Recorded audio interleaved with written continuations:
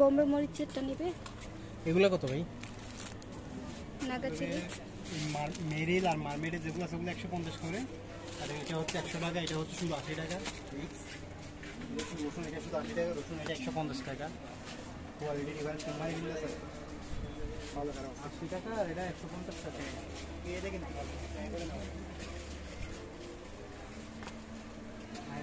দেখবা কোনটা? এটার যে দাম বলছেন ফিক্সড? এগুলো কি ভাই? চকলেট কি চকলেট? ওগুলো কত করে প্যাকেট? মিক্স নাকি? এটার মধ্যে সেম 250 গ্রাম আবার 200 টাকাও আছে, সেম আবার এটা 200 গ্রাম 250 গ্রাম দামও কম। এটা কি মিক্স নাকি? এটা রসুন খেয়ে দেয়।